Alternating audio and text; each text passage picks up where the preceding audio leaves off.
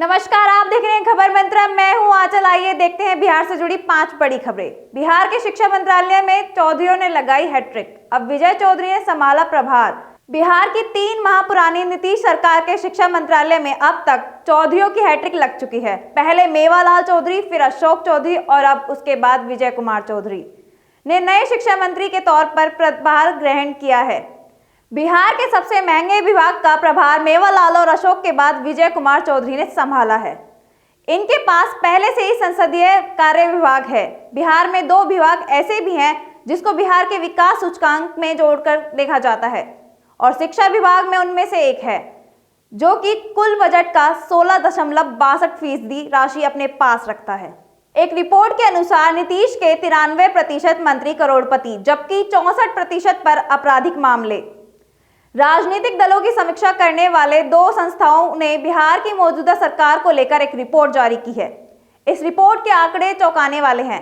Report के अनुसार नीतीश सरकार में शामिल 28 मंत्री करोड़पति हैं। एडीआर और बिहार इलेक्शन वॉच की रिपोर्ट के अनुसार 28 मंत्रियों की औसत आय 4.46 करोड़ रुपए है। रिपोर्ट के अनुसार सबसे धनी मंत्री संजय कुमार झा हैं। उनके पास 22.33 करोड़ रुपए की संपत्ति घोषित की गई है और रिपोर्ट में सबसे कम संपत्ति वाले मंत्री जमा खान हैं। उनकी संपत्ति 30.04 लाख रुपए है। साथ ही इस रिपोर्ट में बिहार सरकार के 20 मंत्रियों के देनदारी की भी घोषणा की गई है, जिसमें सबसे ज्यादा देनदारी वाले मुकेश सहनी हैं। रिपोर्ट के अनुसार उनके पास 1.54 करोड़ रुपए की देनदारी है। एडीआर की रिपोर्ट के अनुसार बिहार के 64% मंत्रियों पर आपराधिक मामले दर्ज हैं, जिसमें बीजेपी के 57%, जदयू के 27%, हम के 100%, निर्दलीय के 100%, वीआईपी के 100% मंत्रियों पर मामले दर्ज हैं। बिहार बीजेपी अध्यक्ष पर जातिवाद फैलाने का आरोप। विधायक ने कहा अपने लोगों को बनाया मंत्री। बिहार में मंत्रिमंडल विस्तार के बाद बीजेपी के विधायक ज्ञानेंद्र सिंह ज्ञानू ने पार्टी के प्रदेश अध्यक्ष संजय जायसवाल पर सीधा आरोप लगाया है।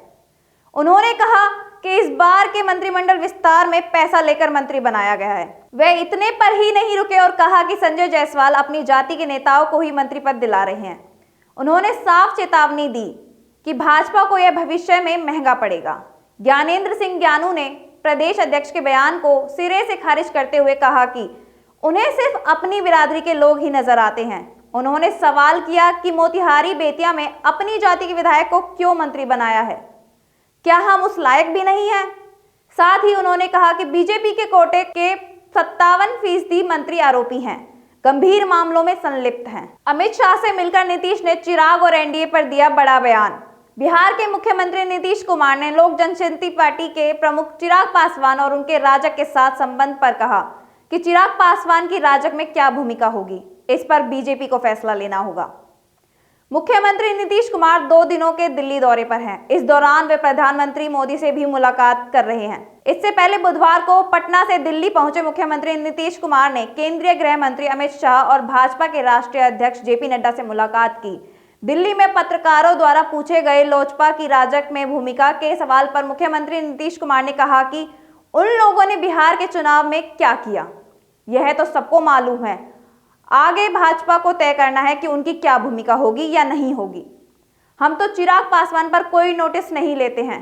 मंत्रिमंडल विस्तार के बाद आए विपक्षी नेताओं के बयान पर उन्होंने कहा कि बिहार की जिनको क ख ग की जानकारी भी नहीं है, उनकी बातों पर क्या टिप्पणी करना है। बसपा की टिकट पर जीतने के बाद जदयू का दामन थामकर अल्पसंख्यक कल्याण विभाग के मंत्री पद तक पहुंचे जमा खान ने कहा कि बिहार में बसपा का कोई भविष्य नहीं है। उन्होंने कहा कि क्षेत्र की जनता ने जिन उम्मीदों से चुना था उसके लिए जदयू का दामन थामा है। अब मुख्यमंत्री नीतीश कुमार ने मुझे जो जिम्मेदारी सौंपी है उसे पूरी ईमानदारी के साथ निभाऊंगा। चैनपुर विधानसभा समेत पूरे बिहार के विकास का प्रयास करेंगे। आप देख रहे थे खबर मंत्रा। ऐसी ही खास खबरें देखने के लिए बने रहें खबर मंत्रा के साथ और साथ ही हमारे चैनल को लाइक, शेयर और सब्सक्राइब करना ना भूलें। नमस्कार।